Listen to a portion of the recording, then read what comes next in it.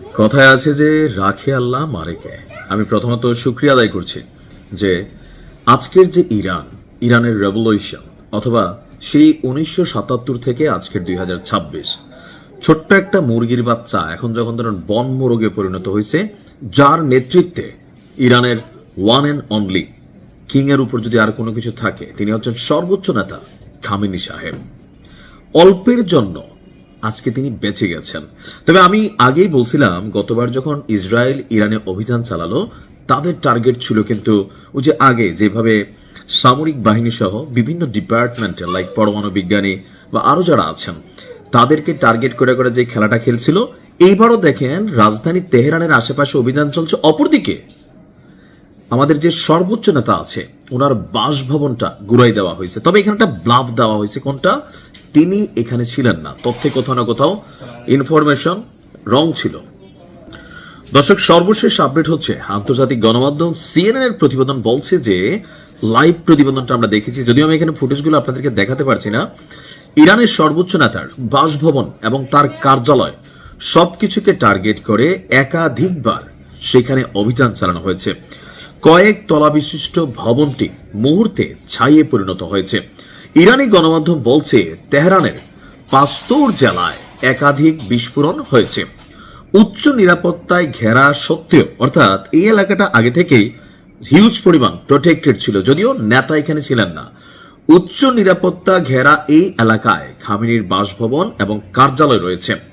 Farce news agency বলছে অন্তত একটি নয়, দুটি নয়, সাতটি, অর্থাৎ নির্দিষ্ট একটা জোনকে টার্গেট করে এ বি সি ডি এরকম ভাবে 7টা জায়গায় শক্তিশালী বিস্ফোরণ ঘটানো হয়েছে ক্ষেপণাস্ত্রের মাধ্যমে। আর আপনারা জানেন যে ইসরায়েলের কাছে যে মেশিনগুলো আছে, এগুলো মাটির নিচে যদি কোনো বাংকার তৈরি করা হয়, সেই বাংকার সহ গুড়াই দেওয়ার ক্ষমতা রাখে। আর এগুলো কে দেয়? আমেরিকা। তবে যে একবারই বলছি, রাখে আল্লাহ মারে কে। ইরানের সামরিক বাহিনী জানে যে টার্গেটটা হচ্ছে আমাদের সর্বোচ্চ নেতা, সো তারা তাদের মতন করে তাকে আগেই সরিয়ে নিয়েছে। আর এ সকল হামলায় এই মুহূর্তে আমি যখন নিউজটি করছি, মানে একটা পক্ষ বলছে যে নেতা সেখানে ছিলেন না, তিনার তেমন কোনো ক্ষতি হয়নি, আবার আরেকটি পক্ষ বলছে এখন পর্যন্ত আসলে কোনো কিছু বলা যাচ্ছে না।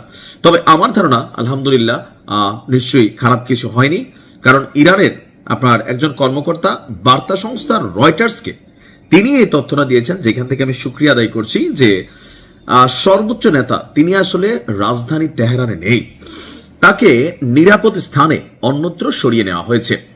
আর অপরদিকে ডোনাল্ড ট্রাম্প বলছেন একদিকে অভিযান চালাচ্ছে ইসলি তার ছেলে, আর পাশাপাশি ব্যাকআপ দিচ্ছে তারা, আবার অপরদিকে বলছে যে ভাই আমরা আসলে বড় ধরনের ভেজাল টেজাল চাই না, ইরানকে এটা মানতে হবে সেটা মানতে হবে। ভিডিও বার্তায় বলছে আমাদের লক্ষ্য হলো ইরানি শাসন ব্যবস্থার আসন্ন হুমকি দূর করে মার্কিন জনগণকে রক্ষা করা। হ্যাঁ, কেন ভাই? ইরান কি তোমাদেরকে খাওয়ায়? এখন দেখেন আমেরিকা বা কেন ভয় পাচ্ছে, তার বক্তব্য হচ্ছে ইরানের শাসন অত্যন্ত কঠোর এবং ভয়ঙ্কর মানুষের একটি দুষ্ট দল হচ্ছে এই মুহূর্তে থাকা ইরানের রাষ্ট্র ক্ষমতায় যে দলটি আছে। আল্লাহর কাছে দোয়া করি আল্লাহ যেন ইরানকে হেফাজত করে, সর্বোচ্চ নেতাকে হেফাজত করে। একজন নেতার ভূমিকা কি? 5ই আগস্টে শেখ হাসিনা বাংলাদেশ থেকে পালিয়ে যাবার পর পুরো বাংলাদেশে আওয়ামী লীগ ঘুমাই গেছে।